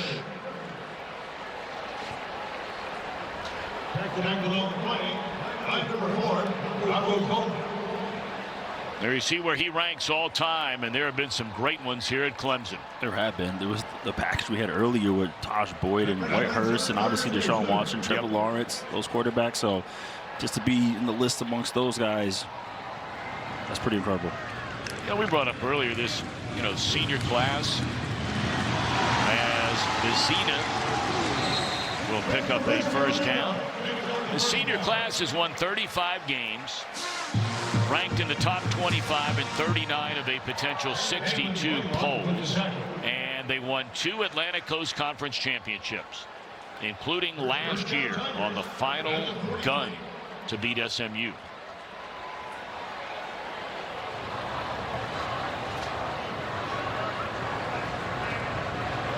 It's going to be interesting to say who's going to play in that ACC championship this year, man. I mean, there's talk that we're going to come down to common opponents and start digging into points. Yeah, they're really getting into the math now, the point differential. Yeah. Absolutely. And that would all depend upon, if Pitt were to force, say, a 3-way tie by beating Georgia Tech tonight. Now, look, are you going to see the Pitt that has played a lot of good football this year, especially in the conference, or that Pitt team that faced Notre Dame a couple of weeks ago, and that was not pretty? 2nd down and a yard, and that's good enough for a 1st down. And even going back to that Pitt Notre Dame game, when Coach Narduzzi said he didn't care if they lost 100-0, it's not a conference game. That's kind of was like, well, that is, as a player, that doesn't help me. No, I'm with you. You know what I mean? I'm with you. So I take that game with a grain of salt. Like, they just were like, oh, hey, it's not a conference game. We're not really, yeah, sure, you want to win the game, but they weren't worried about the consequences of losing. That was nearly picked off. That would have been a pick 6 going the other way. The Paladins have 3 pick 6s this season. And there is Lawson heading back to the locker room using crutches. Thinking about that young man. Hope he's going to be all right. Yeah, that's unfortunate, man. Just prayers to the man. 2nd down and 13. And Keith Adams Jr. trying to turn the corner. He is dropped for a loss. I tell you, this Luke McLaughlin has been all over the field. He has really played a nice game. Yeah, look at him. Can't even see his eyes. Uniform getting dirty. He's been a maniac tonight. He's been a bright spot for this Paladin defense. He's early. He's decisive. He can dissect an offense immediately, and you find him. As you mentioned, he's showing up on every play. He's from Coeur d'Alene, Idaho. He transferred to Furman from the College of Idaho. Yeah, he's a big communicator for this defense right there in the middle, and former hooper in high school. Look who it is. Oh, he was right there, and he just got clipped off, but he was right in the picture. Mume. And it's another punt for Clemson on offense. I mean, look, I know they got a lot of backup guys in there right now, but, you know, give credit to the Paladins. They're standing up and going toe-to-toe with so many of these very heavily recruited players who have been backups most of this year for the Clemson Tigers. Well, for the most part, this defense has played tough all year. Yeah. It's just, you know, you're dealing with stuff when you're not able to play complimentary football, right? You have a lot of turnovers on offense, so there's a lot of context to how their season's going. But yeah, this is a smart, capable defense. And that's just a straight shank right there. That ball was not blocked. Robert Gunn III getting a chance to punt. That almost hit Wes. Yeah. Don't want to hurt the big man. Sweeney. This year, unlike last year, they will not be playing in the college football playoff, nor, unlike last year, will the Tigers be playing in the ACC championship. Wesley Bryant. Yeah, they've got a lot of national championships, but what they don't have, surprisingly, with all of the great players that have played here, is a Heisman Trophy winner, even though the man himself, John Heisman, coached here before he left to go to Georgia Tech. So how about that, fellas? How about that is right. That's pretty cool. Look at Wes.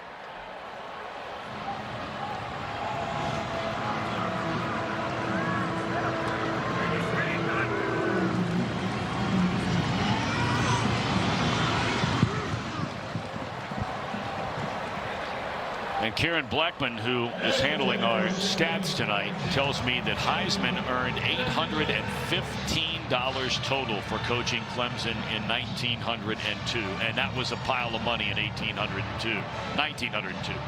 We love Karen, no relation. No doubt, no relation. Karen's the legend.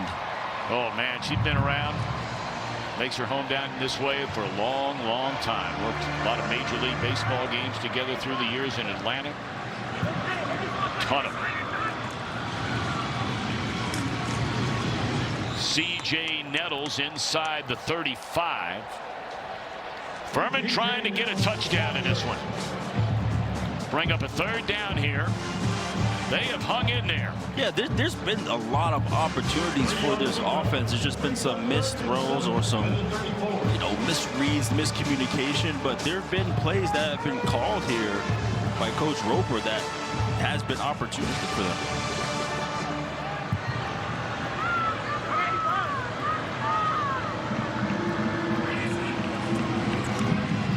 Swing it out of the backfield. And that's Nettles, and the ball is loose, picked up and recovered. There's a penalty flag down. When you see a penalty flag thrown right where that was thrown, it makes you wonder if there was a face mask involved or a hold involved.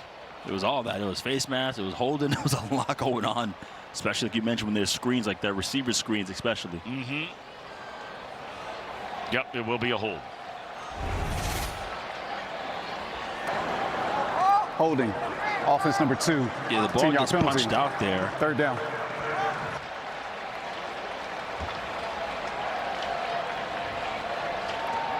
Look at that form. Yeah, it's good. The follow through. That's really good form by the field judge, Michael Hall.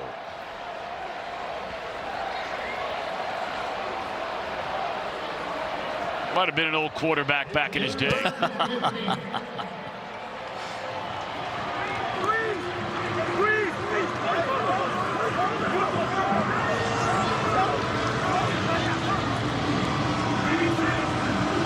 right, 3rd down. Perfect throw on a nice route. And the reception again made by Kerry King. No, see, and that's what Trey is. That's his ability. Sit there, throws a beautiful football to the outside. Look at the eyes downfield. I'm glad he went back to this because this was open early, and this is where he sailed the football over Kerry King's head. Then you come back to this. Looks like he was versus cover 2. Found the hole shot on the corner. Beautiful football. All right, so a 1st down. Losing the ball just inside the 20. And into the corner of the end zone. Touchdown for Evan James.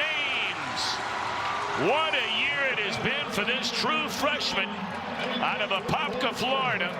That in 9 games is his 7th touchdown reception. He has set every freshman record receiving-wise in the history of Furman University. How about that throw and how about that catch for the Paladins? Yeah, beautiful execution here. You got single high safety, so he took advantage of matchups and go to your players. Go to the guy, Evan James. He's been outstanding for this offense all season long. We were just saying how they very much wanted to get a touchdown. The field goal was great.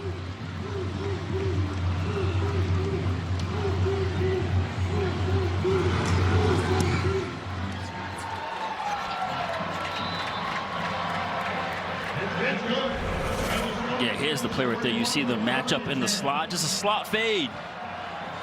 In my opinion, the most difficult route to defend is when the inside, the slot receiver runs a fade to the corner. Yeah, he knows. Trey is like, I threw a beautiful football. Good for him. Yeah. You know, this game at one time was 31-0. Then it went to 31-3 when on their final drive of the half, the Paladins kicked a field goal.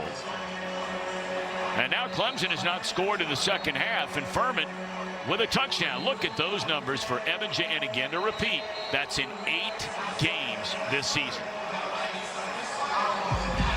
Yeah, he's awesome. We talked to Coach Roper, Justin Roper, and he said he kind of reminds him of Devontae Smith over in the Eagles. He glides when he runs. He doesn't strain. Everything is smooth. His routes, he looks very relaxed and comfortable. It looks very effortless the way Evan James plays football.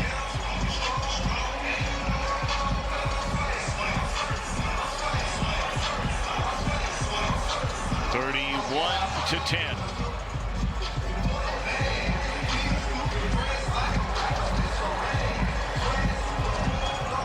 And they're going to try an onside kick, or a little version of it anyway, and it's covered up by Clemson.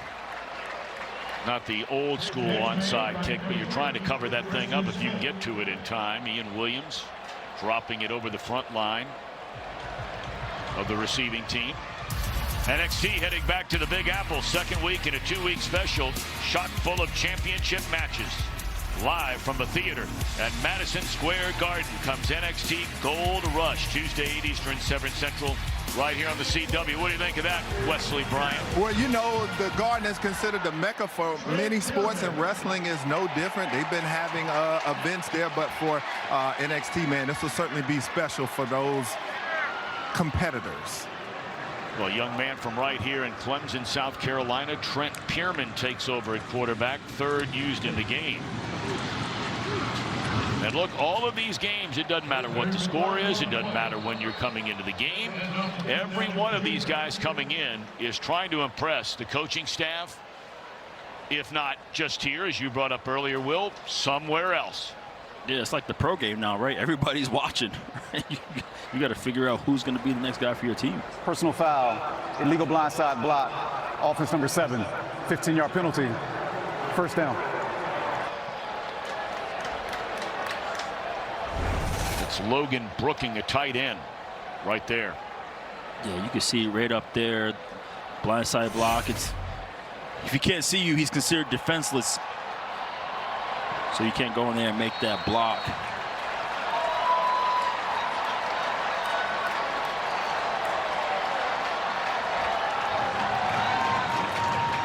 Yeah, that was new for me. I thought if you're blocking towards the end zone, that is considered a legal block. But if you're coming from the side and you can't see you, that's where they define it as defenseless. Keith Adams Jr., they called him the hammerhead for his punishing running style. Goes 5'9", 220 pounds. Yeah, good luck. Okay, he got with that helmet, compact, 5'9", 220. That's a fullback. Those are the type of running backs you can't wrap your arms around to hit, so you don't know what to do. Do I hit him in the leg? You get ran over. You're not going to bring him down up top, are you? No, absolutely not. Pierman going to throw it. And the catch is made, and tiptoeing along the sidelines, Juju Preston, who's checked in for the first time.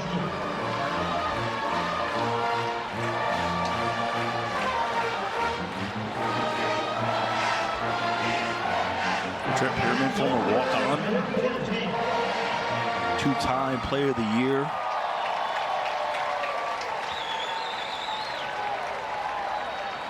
I mean, he's coming back next year. You've got Vizina, who certainly would be the leader in the clubhouse at this point in time. But there's a long time between now and the start of the season next August.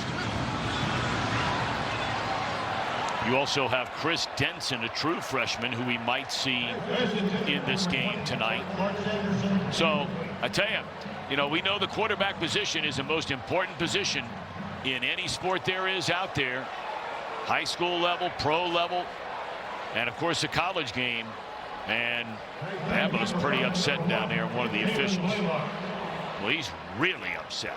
Yeah, the slot was on the ground when Trent Pierman threw the football.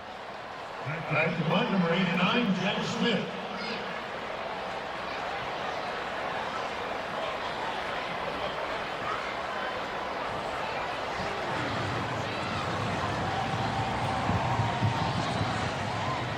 Let that one trickle down inside the 20 to the 15 before it's down, with 1:53 remaining in the third quarter. If you haven't been watching Law and Order Toronto Criminal Intent on the CW, there's only one more episode left until the thrilling season finale. Don't miss an all-new Law and Order Toronto Criminal Intent. That'll be Wednesday night, 8 Eastern, 7 Central, right here on the CW. Yeah, and going back to about your conversation about quarterbacks, especially here at Clemson, you had the luxury of going from Deshaun Watson to Trevor Lawrence, and those are the heydays, and then you get the number 2 quarterback in the country in DJ Uiagalelei, who was a promising quarterback, and there just happened to be a huge miss, unfortunately, and that's what really I feel like set it back here in Clemson, is like they couldn't get the quarterback position just right in time. So I mean, you're right about just the landscape of football in general, how that's the most important position, but here it was very clear, like that's been a deal for them. Yeah, then Klubnik came along, and it took him really, as it does a lot of, when you're starting as a freshman, man, it takes you a long time to find your groove. And, he took over at the end of his freshman year, and it's been now this his 3rd year as a starter. Yeah, you take over as a place that's championship or nothing. Yeah. That's tough. That's why so frequently, and we talk about this, you forget so many of these young men. I mean, we were talking earlier about, Klubnik, I mean, look, he's been here 4 years, right? And he's been a 3-year starter, almost a 4-year starter when he took over for DJ. And, You know, we saw Carson Beck. He was a 2-year starter, now a 3rd-year starter in college. It is 23 years old. But some of these guys, it's a lot of pressure for the 22 and the 23-year-olds. Imagine being the 18 and 19-year-old. We were talking about Julian Sayin at Ohio State, a redshirt freshman. And getting paid. Yeah, that's right. Catches made across the middle. Say his passing game and his offense picking up a head of steam here. Yeah, that's been a nice connection with him and Joshua Burrell so far this second half. Senior night, final home game of the year, Military Appreciation Day. And a first down carry. You know, here's a guy that's an incredible story for Furman, and that's Jaquan Smith. In 2023, he had a horrific knee injury. Required 3 surgeries. They told him, you'll never play football again. Well, he said not so fast. He sat all of 24 out. He came back this year, and he has had an excellent season. 6 rushing touchdowns. He doesn't get a lot of carries except on short yardage stuff like that right there. And he'll be about a foot short of a first down. But, man, that's a really, really nice story. Jaquan Smith. He is a transfer junior and a native Georgian. Yeah, as someone like myself who also had multiple knee operations, the toughest thing is obviously the rehab is a beast of itself, but it's the mental part. Am I ever going to be the same, especially for a position like a running back or a defensive back, a skill guy? Am I going to be the same like I was before? And so just for him to have that mental fortitude to keep coming back and fighting back, and now to be on this field competing, it's a blessing, man. Good for him. I would think he's going to get it again. Well, maybe they'll decide to throw it. These are the situations they love using him in, and yeah, they're going to give it to him, and yes, he will find a way to get the first down. We were talking to Dan Scott, their outstanding play-by-play radio announcer for Furman, and he said, look, this guy might only have 140 yards this year. He said, but every yard has been a big one. And the 6 touchdowns.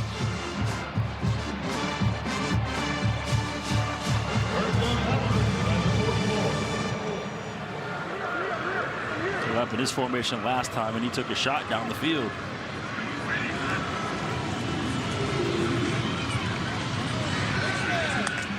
Rosedale's had a nice game.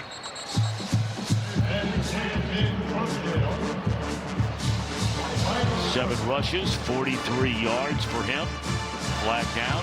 Personal foul, face mask, defense number 21, 15-yard penalty, automatic, first down. That'll put the ball into Clemson territory, deep into Clemson territory. A good 15 yards into Clemson territory. You know, as far as the college football playoff is concerned, we talked about Georgia Tech going to take on Pitt. That's a big game in the ACC. It's a big game in the college football playoff world. The biggest game today on an otherwise light schedule is a matchup they have. Right there is the #1 defense in the country, though. And they're on #1 in offense as well. Sammy Brown still out there flying all over the place. Yeah, get that young man out there, full of energy. Tell you, they have a lot of starters still in that game. You've got Woodaz, you've got Brown, you've got Capehart, you've got Peter Woods, you have T.J. Parker. So just about all the starters. Well, they had taken a few of them out, at least for a little while. Catch made by Clyburn. But you mentioned just the defensive players here. I was when I played receiver, I went against legendary Ty Hill, who was a first-round pick here for Clemson. And I tell you what, I couldn't catch a football. He was a 4.30 guy, and I just could not get rid of him. He was tough. There was so many great defensive backs here and defensive players just all over the place. Jaron Curse was 6'4", safety. Brian Dawkins, legendary. Brian Dawkins, unbelievable. The Fridge was here. Oh, that was a catch. What a throw. And oh, they're saying James was out of bounds. That'll bring up 4th down. And when you're behind 31-10 and you're in Clemson territory, they're going to go for it. foot just hit out of bounds first. He tried to get it down. Evan James, true freshman. Wes, who was one of your favorite defensive players here in Clemson all time? Oh, man, I was a big fan of Dexter Lawrence, man. I saw him play in high school. I saw him at a camp as well in Charlotte. Huge fan of Dexter Lawrence. Now, who was the toughest Clemson defender you went up against, Wes Charge Bryant? timeout. No question about it. Rest in peace to him, but Gaines Adams back in the day. Man. I actually have a clip of that on my page when we threw the game-winning pass, and I was blocking him one-on-one, but Gaines Adams was a top 5 pick of the Tampa Bay Buccaneers. So you guys got to win against these guys, huh? Yeah, we beat Clemson. It was funny because one of my biggest regrets in college is that we only got to play here once. We played in an overtime game where they cheated us a little bit with a bad pass interference, but we're not going to talk about that. But the 2 times that we did play them in Winston, one time we won on the last-second pass, and then another time, I'm not even going to lie, we beat them, and everything was working that day. I was looking around like, what is going on? Because we rolled them, and just every play we called seemed to be working. And again, a reminder, that's the Wake Forest version, not the Florida version of Wes Bryant. Yeah, but I loved when we got the chance to play here. Great place to play. You got him too, didn't you, Will? Same deal, overtime, but it was like 200 degrees out here. Yeah, same thing here, man. It was so loud. It was the very first game of the year. How about that throw and catch? And again, that is King. He has been, what a lift he's been for this offense today. Yeah, that's the first thing I learned about being a receiver is making contested catches. Trey Hayden throws the football. Yeah, Trey Hayden stays there, right there, and gets hit, delivers the football. Just enough in front for Kerry King to make the catch. 5th catch, 52 yards for King. Incomplete on a first down throw intended for James. You see, throughout the course of the game, the one thing Trey Hayden has improved on was his ball location. He's actually throwing guys open or throwing to areas where they can actually compete for the football versus, you know, either behind or a little too much in front. He's throwing the football in tight windows for his guys to make plays. And that's the adjustments he's made so far. That's why they've been doing well offensively. Well, it should be noted on that last completion a moment ago, he has officially set the all-time single-season passing yardage record in Furman University football history. Needed 172 coming in. As there's a big tackle for a loss behind the line of scrimmage. The Purdue transfer will help. Also leads his team, by the way, in sacks. I saw him in the cafeteria. That is amazing. Okay. Well, 6'6", 260, lean. You can't tell he's 260. That's a big football player. Well, he has a chance to come back for another year, and more than likely you would expect him to do so. It was interesting. We asked Dabo how they do that. There's a very defined system they have here at Clemson. Thrown behind. Oh my! If that ball is where it should have been to James, that's a touchdown. Yeah, Winifred got hit right there. The way the ball just deflected. But I'll tell you what, that was a 14-play drive for this offense, man. And again, that's against a starting unit. Yeah, just behind, as you mentioned. Yeah, he had gotten past Ricardo Jones, the safety in coverage. That's not a good matchup for Clemson. It's a good matchup if the ball is thrown 4 feet behind him. But if that ball's on the money, it's Williams from 42 yards out. He's 1 of 2 in the game. And now 1 of 3 as that one is pushed wide right.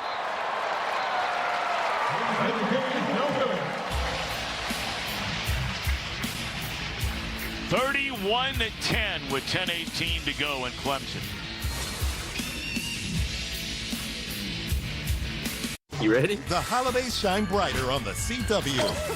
Celebrate the season with holiday specials all. 13 of 14 plays that last time. Unfortunately, missed a field goal, but they've been executing. They put on some great film here for them to look at. But all in all, Clemson's still holding it down.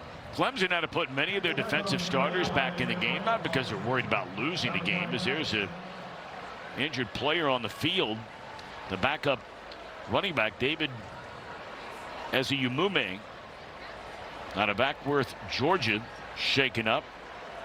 5-star recruit, one of the top 5 running backs in the country a year ago. This is his first game back since the 18th of October when he was injured against SMU. They're going to help him up.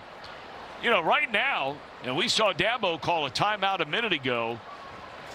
He huddled his entire team around him, and while he may not be, you know, airing them out, his team has been outscored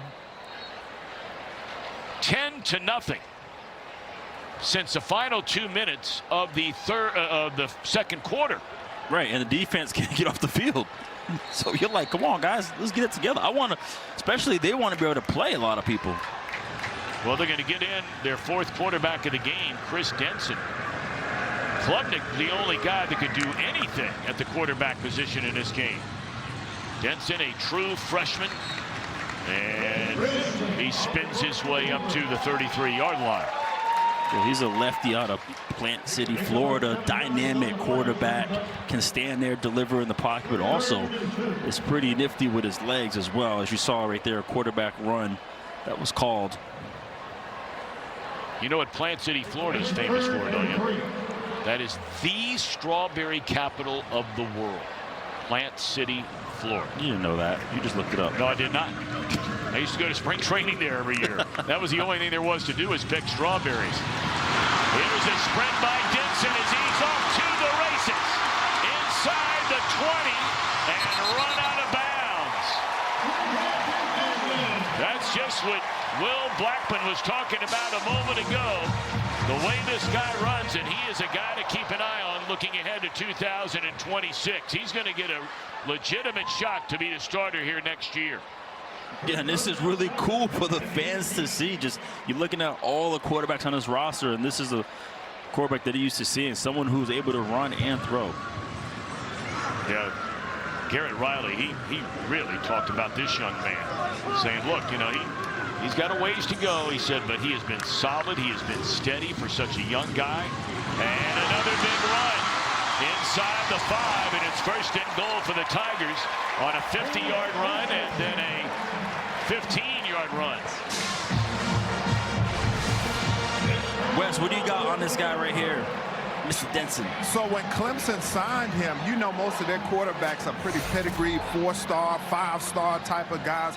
This guy was a 3-star coming out, and Dabo said when he saw him play, and he said, man, it was just something he saw on film, and he liked him a lot, and he signed him, even though it's not the typical Clemson pedigree of these highly touted signal callers that they normally bring in. That's a great point. Interesting story there, Wes Bryant. Thank you very much. 3 rushes, 69 yards.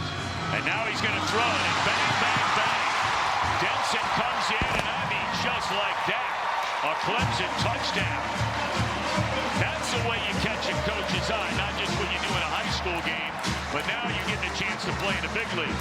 Put it on display. You show everybody, hey, I can run football down the field and convert for a touchdown. Logan Brooking on the receiving end of that throw from Denton.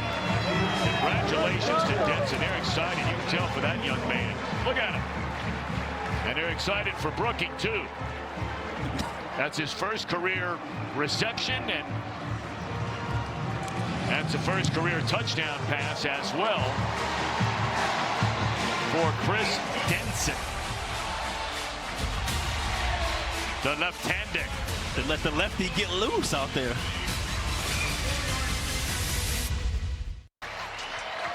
You had to tilt the glasses on that one, too. I did. I mean, it's hard to believe when you think of all the explosive plays, but, you know, Wes was talking about that with us before the game today. This has really been a Clemson team this year, whereas in years past, man, they had explosives all over the field. And we'll get to that here in a minute. Let's take a look at the progressive player of the game. And guess who it is? Listen, if you have 4 plays and you lead the team in rushing today and you throw for a touchdown, you are our player of the game, Chris Denton. Today's player of the game is sponsored by Progressive Keys to Progress program, gifting cars to veterans in need. Now, you know what it reminds me of? 1,000 years ago when my dad was broadcasting ACC basketball, right? And back in the days when Dean Smith was at North Carolina, remember J.R. Reed? Yeah, J.R. Reed. Great freshman year at North Carolina. In the old days, Raycom, Jefferson Pilot went in there to do a North Carolina game, and they gave out a player of the game, and it was J.R. Reed, the freshman. And a week later, my dad and Dean, they go way, way back. And the first thing Dean Smith said to him the next week was, how in the world could you give a freshman player the player of the game? Don't you know we have seniors here that have been busting their tail for 4 years every single day? My dad looked at him and said, I don't say. Got 25 points and 18 rebounds. Done. This kid leads the team in rushing on 3 plays. Carson Jones, who got time as a starter a couple of years ago when the starting quarterback on a really good team that year there is a catch again by Kerry King. But when Tyler Huff went down injured in 23, Carson Jones, then a freshman, stepped in, played pretty well. Last year he started 2 of the first 3 games and then was pulled in favor of Trey Hedden, and Hedden has started ever since. Carson Jones is a redshirt junior out of Maryville, Tennessee. Yeah, Carson Jones, a veteran quarterback, solid backup to have around because he does have the experience. There's your guy. There's my guy, Jaquan Smith. Well, he lowered that shoulder. I told you.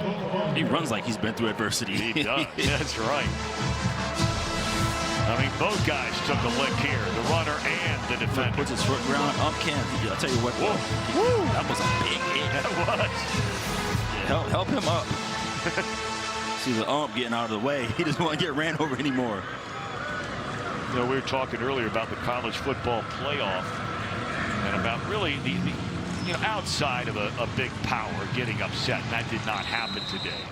But the game that probably had the most impact was that Oregon-USC game. And Oregon blast SC. 42-27 is the final. So for SC, it's another year where there's going to be no college football playoff under Lincoln Riley. And for Oregon, the beat goes on. 10-1, the Ducks under Dan Lanning. Their only loss at home, their only home loss in almost 4 years. That was earlier this season against undefeated and second-ranked now Indiana. That was a game that vaulted Indiana to number 2 in the rankings, you may remember. Yeah, so that was a dominating matchup. I mean, the score doesn't indicate. They're the 5 seed. And I'll tell you what, I think I would rather, you tell me, maybe I'm wrong. I haven't seen Tech a lot this year, seen a couple of games. I'm not so sure I wouldn't rather play Texas Tech than if I'm, say, Ohio State, and you're looking at Notre Dame or Oklahoma. Or I'm Indiana and I'm looking at Oregon or Alabama. Or if I'm the 3 seed, Texas A&M, looking at potentially Miami or Ole Miss. Well, that's to your point. If you're the 1 and 2 seed, you got monsters waiting, like coming towards your way. That's what happened last year, you may remember. Oregon was a number 1 seed and had to play the winner of the 8-9 game. That 8-9 game last year was Ohio State against Tennessee. And Ohio State mauled Tennessee and then just demolished Oregon in the second round. Yeah. So, I mean, boy, hey, look, you got to, what was the old, what it, Roddy Piper? Is that who it was who said if you want to be the best? Yeah, you want to be the best, you got to beat the best. Is that who it was? Wes, do you hear this, Roddy? Is that right? I was about to say that is blasphemous, Tom. That is Ric Flair, that's Ric one Flair. of the goats out of the Queen City. Come on now. You're right. Come on, baby. My bad. Woo! Ric Flair, that's right. Rick, pardon me. I knew I screwed that up when I said it. False start. Offense number 9. Oh, man, that one hurts on a 4th down. Yeah, that's Ric Flair. Yeah, man, that's like attributing just win, baby, to somebody else or one of Vince Lombardi's fans. That's tough, man. You know, look. John Madden said that, right? Is that who said that? Yeah, right. Now, Andy Reid, let him tell it nowadays. Andy Reid and the Chiefs, they invented football, so he said that. 4th and long here. 4th down and 11. Oh, great. That's the first. That was a great throw, and that's the first one all night that our buddy King has not been able to hang on to. That's too bad because he's had a really nice game. Yeah, he's made every tough catch, and then sometimes the easiest ones. I wonder if that ball was tipped at the last second there. May have thrown off his vision a little. I'm not making excuses for the guy, but it looked like it might have been. And King's had a good game. He knows. That was clean. That was for him. He was ready to be off to the races. He was thinking, I'm going to catch that, make the first guy miss and go. I'll give you an idea how competitive that young man is. I mean, he cares. You know, they're getting beat 38-10 here, and he's had a good game. He knows he's had a good game. And it's tough for Carson, too. You know, he's not playing much. He gets an opportunity, throws a good football, and it doesn't get caught. All right, so it's still Denton in there. He came in, had a 50-yard run, ran for 69 yards on 3 carries, and then threw a touchdown pass. And Will gave him the MVP.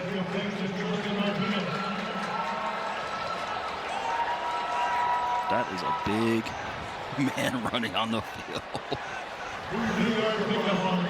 Yes, it is.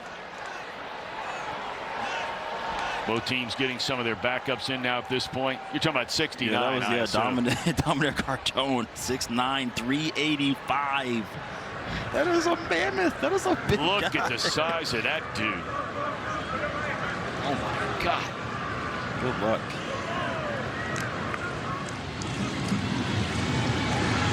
Denton going to run it again, and another really good run by the freshman. That'll be a first down. I'm telling you, I'm looking down at these fans. They are fired up. Catch, get a card from Wells Fargo. Sammy Brown before tackles, 2 TFLs, 1 sack and 1 pick. I love how he read the quarterback. Boom. I tell you what, you look at his bio, he has the longest bio I've ever seen for a sophomore. Brought to you by Wells Fargo Active Credit Card. Be a 2%er. Earn unlimited 2% cash rewards on purchases. Terms apply.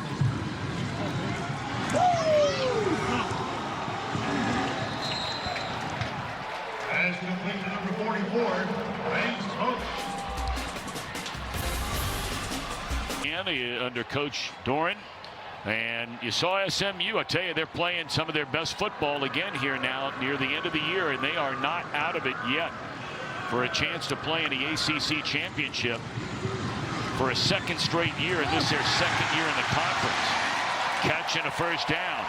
I mean, listen to this crowd. Well, that's because of who caught the football. Yes, good old Shefflin. It is Ian Shefflin, of course, who is a great basketball star. I mean, is rugged and tough.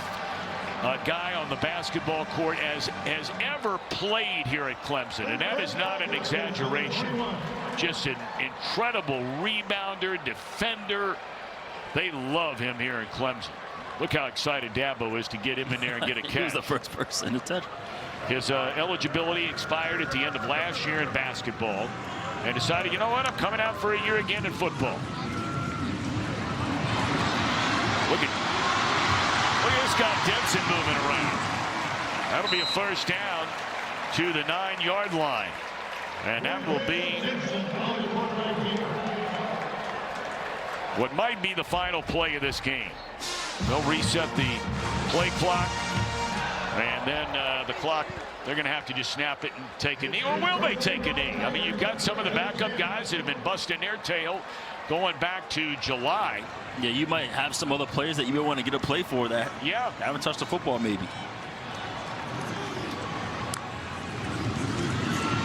Denton's going to run it. He's still on his feet, and he gets into the end zone for a touchdown.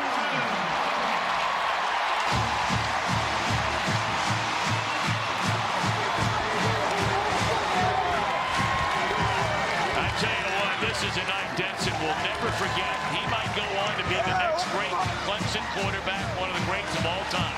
But tonight is a night he will remember forever. Getting a chance to play late in this game. He's thrown for a touchdown. He's run for a touchdown. He's run for over 75 yards in like 2 coming minutes. into the game. He had the longest run of any Clemson player from scrimmage this year. In fact, that run puts him over 100 rushing yards. 6 carries, 106 yards for Denton. What an unbelievable, I'm not going to say night, I'm going to say 20 minutes. And this is why he was on player of the game. I'm telling you, man. Oh, my God. Exciting. That is exciting. And Dabo loving it. He thought, you know what, we are going to run one more play. He's not trying to rub it in anybody's face. He's not doing that. He's never been about that. This is about his guys. Yeah.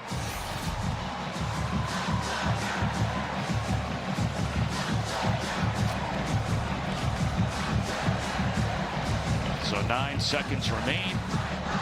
Look at Denton down there. And, you know, he talked about how steady he is, how level-headed he is. He's not down there, you know, going crazy, and he's getting big hugs, and he's barely cracking a smile down there. But you know Dave down inside now. Come on, right? You already know. You already know. But that's exciting, you know, for the future, especially looking for Gary Riley to, you know, for him, in all fairness, just to have his personnel, right, of what he wants, so he can call what he wants to call. I know people have been talking about him this season, but if you've got the bodies, you can do your thing, and this is exciting for a bright young freshman there. They're going to go ahead and bring it out. That is Devin Hester Jr., and no, that is not the Devin Hester son. That is correct. The one that's going into the Hall of Fame. The one that he's in. God, we just went in this year. So Dabo, congratulations. A 27th consecutive bowl-eligible year for the Tigers. We brought up earlier, I mean, you're in tall cotton there now. There are only 3 other schools that have done it for 27 or longer, and they're called Ohio State, Georgia, and Oklahoma. Yeah, that is great company right there. That's why when in the open we talked about just one of the greatest coaches ever. No doubt about it. And look, he's still in his early 50s. He's still young. He's got a long way to go. He's like Urban was. Urban won a pile of games early, of course retired early, and that's the old ball game. 45-10. Give it up to Furman. Furman showed up here tonight. Absolutely. They executed in the second half. You know, they held it down in terms of not giving up many points. And they look good.